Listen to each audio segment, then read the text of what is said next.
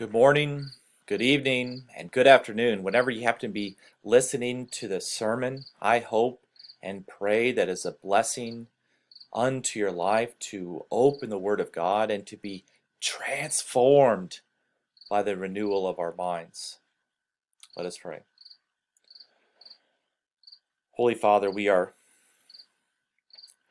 reminded in the distinctions between your ways and our ways, your thoughts and our thoughts.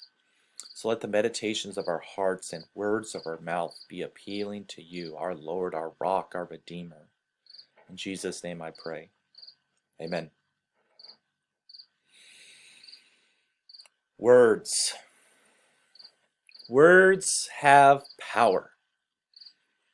And the Word of God is powerful beyond measure. It has the ability to bring dry bones to life. Oh, dry bones, hear the word of the Lord, utters the prophet Ezekiel. And as Charles Spurgeon describes the word of God, a sword with two edges has no blunt side. It cuts both this way and that. The revelation of God is given us in Holy Scripture is edge all over. It is alive in every part, and in every part keen to cut the conscience and wound the heart. Yet it is easy to overlook the importance and power of the words we speak. Now, part of the reason we devalue words is that we often speak a lot. So in a sense, the power of words is lost in its sheer volume with which we speak.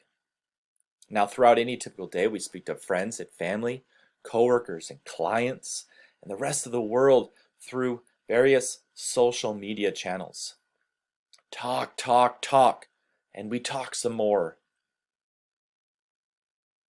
We speak words at times as if they don't carry the weight of our hearts. Yet Scripture reminds us how important are the words we use.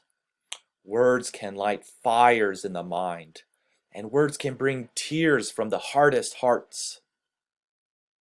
Words are a means to meaning. Therefore, we must be careful as to how we use our words and what words we allow to be used in our presence. How great a forest is set ablaze by a small fire.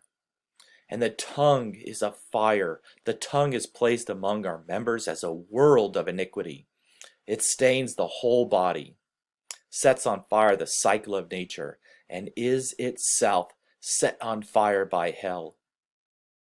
For every species of beast and bird, of reptile and sea creature can be tamed and has been tamed by the human species.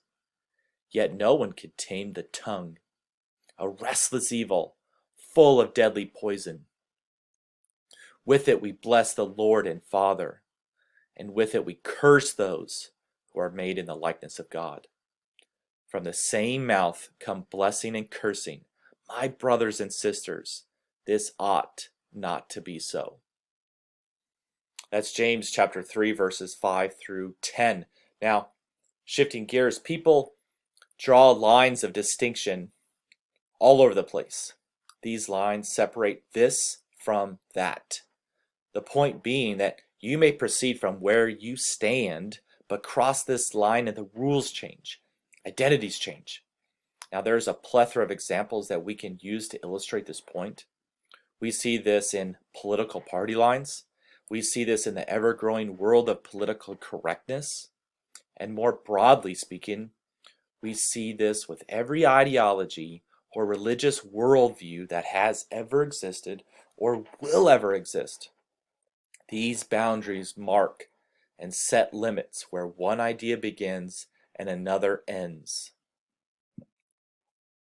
Now, for the purpose of this sermon, my aim is to draw lines of demarcation, distinctions, around what the book of Ecclesiastes calls the house of God, which is also known as the temple in the Old Testament, and it takes on a radical new identity in the New Testament. Now, in light of drawing some marks of distinction around the temple of the living God, We will examine specifically how our words are the fruit by which our hearts speak. Out of the abundance of the heart, the mouth speaks. The words we use matter. The words we use matter to those around us, and the words we use matter to God. Let us pray.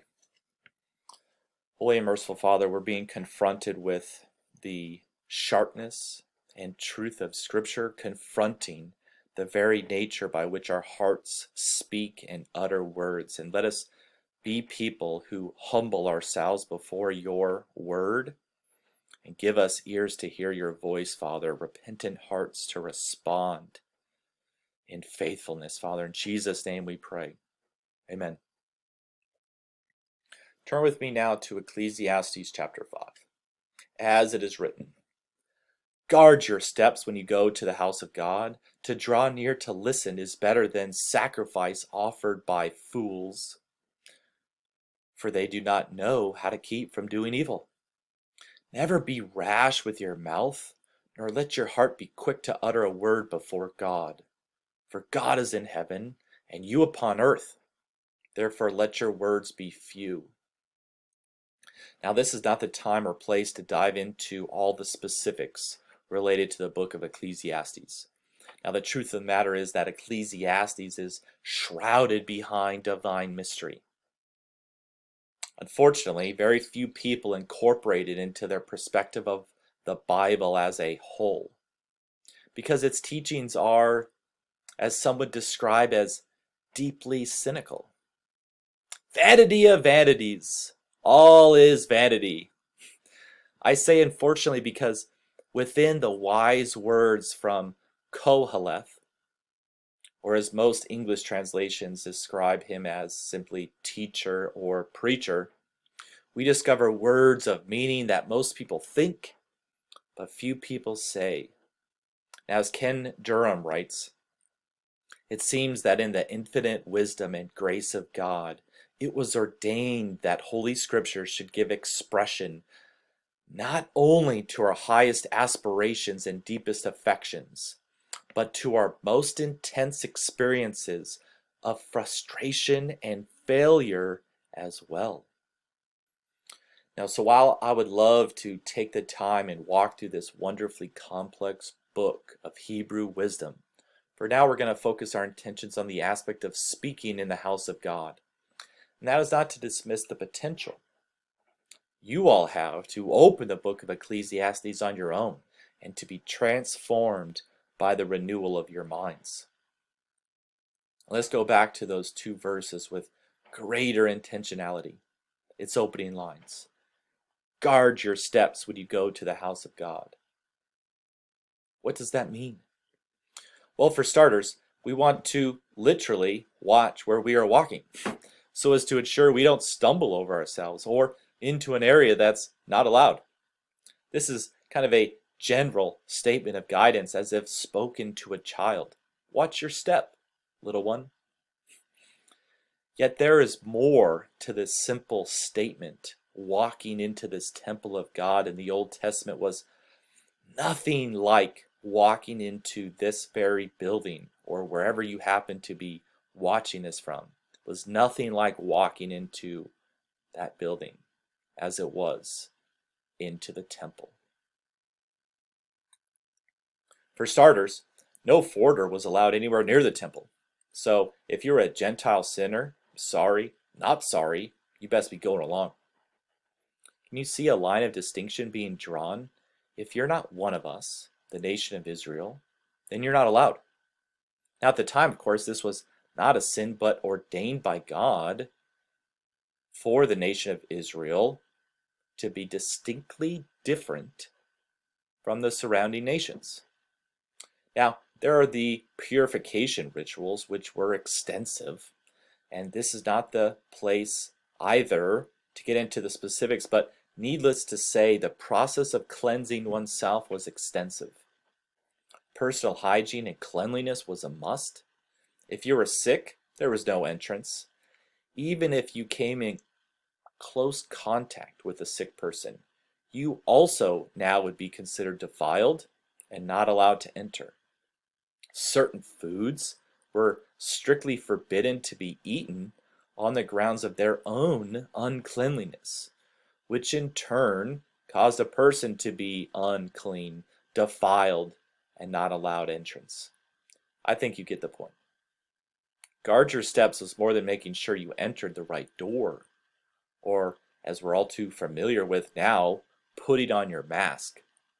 It meant be careful how you walk when you enter the house of God, for it is holy grounds. Now, next to the point about sacrifice. I love this point. It's an excellent point that we should sear into our minds moving forward in our own personal meditations. Draw near to God to listen, which is far better than offering sacrifices by fools. Again, sacrifices in the Old Testament was common and an ordained practice. You sacrifice an animal, then you atone for previous sins committed against a holy and just God. This was prescribed by the law, yet Koheleth says here that drawing near to God in eager expectation to hear from God is far better than offering sacrifices like a fool. There are so many examples from Scripture that makes this distinction crystal clear. Psalm 40, for an example, verses 6 through 8. Sacrifice and offering you do not desire, but you have given me an open ear. Burnt offering and sin offering you have not required. Then I said, here I am. In the scroll of the book it is written of me. I delight to do your will, O my God. Your law is within my heart. Consider for a moment the motivations that brought you into this place today. Did you come to simply check off the block for attending a building on Sunday? Or did you come to listen to God? Think about it. What brought you here today? Lord, we ask, please forgive us if our motivations were wicked, foolish. Humble us before your throne of grace, Father. Give us ears to hear your voice and repentant hearts to respond to your word with faithfulness. In Jesus' name we pray. Amen. Let us continue moving forward. For the foolish do not know how to keep from doing evil. This is the primary thrust for all of the wisdom literature in the Bible. There are two distinctions: people who are wise and those who are foolish. These two lines of distinction, a wise person and a foolish person, permeate throughout all of Scripture. Now in this case, a wise person draws near to God to listen, and a fool offers sacrifices over and over again in vain. A foolish person cannot help but to act foolishly.